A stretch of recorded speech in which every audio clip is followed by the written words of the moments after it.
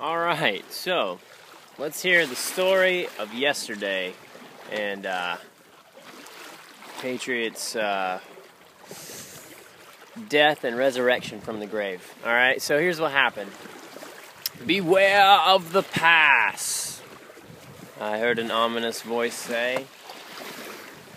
Sailing across the Pensacola Pass was going to be a feat, considering the wind was blowing quite hard. There was white caps on the water, and the tides was going out for the entire bay. It all flows out of the mouth right at the Pensacola Pass. Well, the current's pretty intense, and boats can get swept out to sea if they're not careful. So, being one of the last quarter of the boats to leave, because I'm young and not wanting to get up any earlier than I have to, I get my boat and start making immediate fast progress, zigzagging and tacking up this narrow channel towards the pass. The current was ripping and I was having to hike out pretty much the entire time. My sail had luff in it. I couldn't get rid of luff at all. Accidental job. Anyway, so it's day 3 of the Florida 120. These waves get super choppy because the wind is a north wind, strong north wind. It turns out the direction we're going, north. So 25-mile trek out to Grassy Point, and here we go. So I've got all my gear tied down, and I'm prepared, and I'm trying to think, I gotta pace myself, I've got a long trip to go. Well, the chops get even bigger as I get into the pass, and I'm just fighting it. Of course, every other boat is as well, but mine is particularly small because, as you can see, it has no freeboard, which is the distance between where your boat's out of the water and where it stops. So basically the wall between me and the water, there's not one. Alright, I sit right at the water level just about. So anyway, I'm out there and the front of the boat is just a point. And so instead of gliding over all the waves, the massive ones just crash onto the deck and pour straight into my cockpit. Alright, and they flood the cockpit, and now I'm sailing a bathtub. Well, as soon as I can bail, right, the waters flood me again, and that's that. So I'm basically sailing along, and I figure out that I can go downwind just a stretch and open my bailer, which is a hole in the boat that sucks out the water. Sounds like a good idea.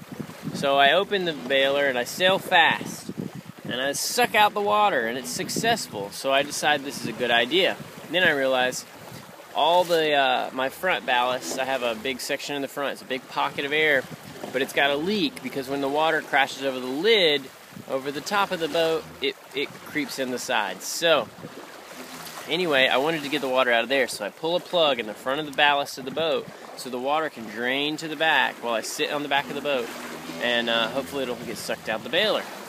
However, I have to tack, and I can't go downwind anymore. I start going upwind again. And you know what happens?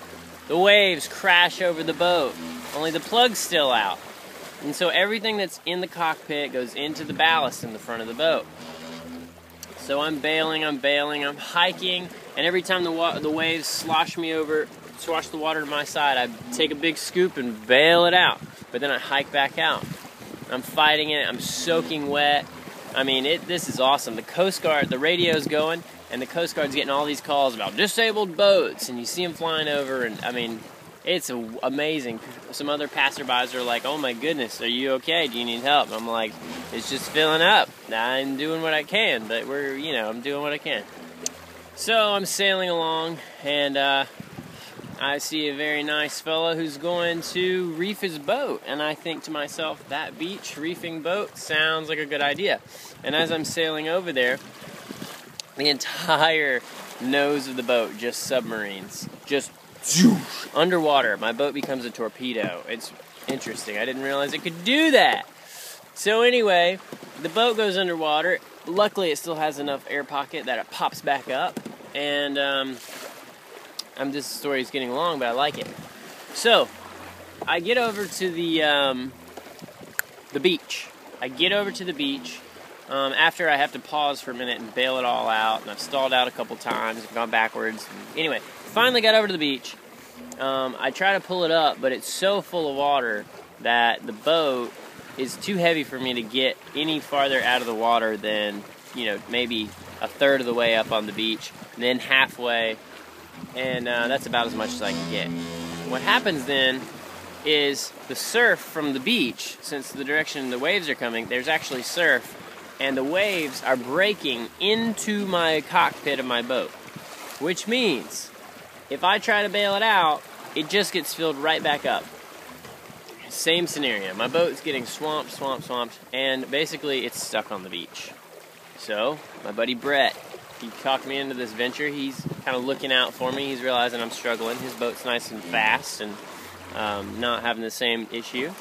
And so he and his sister, they come over and they bouncing along the beach. Just bam, bam, bam. Their keels just slamming into the bottom. They come over and we transfer my gear over to his boat. And he says, all right, let's try to tow you. So we get it all, you know, sail wrapped up, everything tied down, all my gear moved into their other boat. Then we take off the rudder, we take out the dagger board, and leave the mast up, tie it all down, and he starts to tow me. Although, do you know how a boat full of water with no rudder or dagger board tows? It's like a dying whale. It slides off to one side, then shimmies back all the way to the other. It's like it's just ripping its head back and forth. And it did that for, you know, half a mile. Then we say, this is not working because the whole thing capsizes. So I slide down to it along the line that we're using to tow, and I get in the boat, even though it's sunken full of water, and I look at it, and I think it's actually sinking. The front ballast is filling up, and the air pocket is going less and less and becoming more water. So as that's happening, we realize we're losing ballast, so we go back for shore. All right. At the same time, I'm trying to uncapsize the boat, put the dagger board back in, hang on for dear life, and try to balance it as it's like riding this ridiculous bull. It's subbing on me, so I'm going to the back. It's an adventure. So I get over to the side again, only this time, instead of slamming Brett's boat into the beach, Steve comes along, and Steve has Katera. And Katera has dark kind of brown maroon sails, and it's got 3 sails on it. One's a mizzen, which is like a tail sail. It's got 2 masts, right? And so we're going along, and he's got a motor, and he goes over and he grabs the tow line and he tows me in. Well, I get to the beach, pull it up by myself, and when I say pull it up, I mean I just swim it to the beach. And there's these 2 large ladies, and they happen to be floating along in the water. They're at a recreation kind of a place out at Fort Pickens. So these big ladies, my first thought is stay back. This is dangerous. You know, I just need you to stay back. But they're coming up with some very serious curiosity, and you know, I have, you know, kind of a playful attitude. Hey, my boat sunk, you know, and they're like, haha, wait, oh, it did. Wow. So they are right there. So I enlist their help immediately. I get them on the tow line, and we both, the 2 larger ladies and myself, are all basically a big tug of war. And I think this is good, because when you play tug of war, you want the big ladies on your side. So we all pulled and we heaved and hoed, and they gave up very shortly. But we got a little bit farther up the way of the beach. And then I decided this is not working. It's full of water. We have to empty it out. What if we turned it on its side and capsized it, right? Right there on the beach. So I turn it around, kind of get the bow to go back in the water, pull the stern a little bit more up on the beach, and then I say, all right, and ladies, and here they come. And so I step up on the bow of the boat, and I grab the mast, and I lean back. Nothing. Then another lady, she comes up, and she steps on the bow of the boat, and I think she's probably going to crash through, but she grabs it, and she leans back. And then this other lady goes down to the opposite side on the surf side, and she pushes and pulls. And then I say, all right, we got to do this at the same time. And then I say 1, 2, 3, and maybe an inch it budges. And then I realize, all right, let's time it with the waves. All right, ladies, this wave, 1, 2, 3, and it starts just to barely creep over. So I climb the mast, literally shimmy my way up the mast. I'm just dangling. These two beautifully large women are pushing and pulling and hanging, and finally, the boat creeps over and the mast tips to one side, and I climb all the way down to the end so I get to increase my R value, my moment of inertia, my moment arm. And then finally, we tilt this thing up on the side. I asked one lady to go sit on the mast because it wants to upright, and she goes and holds it, and then I pop out one of my portholes in my watertight compartment, which has been compromised because I pulled the plug in it earlier, and water gushes out, and bits of trash from my MREs float out with it, and oh my goodness, ridiculous. I've got, I got toothpaste, like toothbrushes, like floating around and stuff, and we're all good, and we're going, and basically that happens. So we get it emptied out. We pull the plugs. Brett's on the beach and Steve's on the beach, and we say, what do we do? All right, let's think this through. North wind, 25 miles. I've been doing this for an hour and 20 minutes. I am exhausted. I feel like I want to throw up my chili with black beans breakfast, okay? And my MRE. And it is just exhausting doing this. And I thought, if it's 25 miles of this, there's no way I can do it. However, maybe it's going to calm down, we say. I don't know. But Brett kind of advises me to pull out. So we grab the boat. Steve, Brett, and I, we disassemble the mast, and then we haul that sucker 300 yards across the beach to a recreational area at Fort Pickens. Once it's there, we kind of tie everything down, put it all there, and get back in the boats. And Steve picks up me as crew, and we sail on. And then I got to sail in this beast of a boat the rest of the day. Completely different experience. Having somebody to talk to, having somebody to share his porta potty with me, having somebody to, steer while I fix my food. Then I could do the same for him. It was the best. When you go from sailing alone to having crew, it's a lot of fun. So anywho, had a great day, got all the way to Grassy Point. And then, lo and behold, I have a super uncle. I'm not talking a normal uncle who happens to be likable.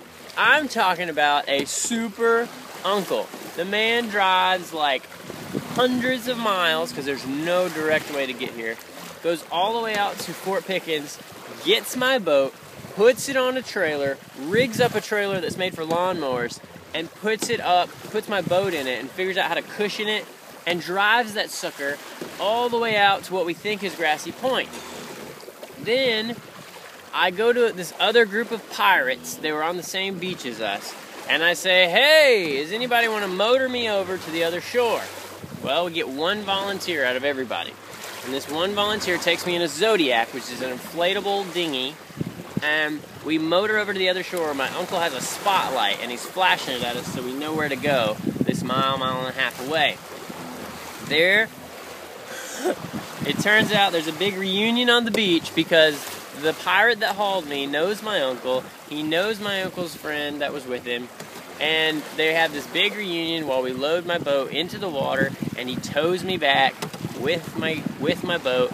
And to top it all off, he gives me bags of ice to award my helpers and trays of brownies to share with everyone at the beach. Fresh water. It was a glorious day, and I am so thankful. And now that's why on day 4 I'm back here in the Florida 120 sailing my last 25 miles back to my car. And life is good, God is good, the weather's beautiful, and I am very thankful. And that's my story.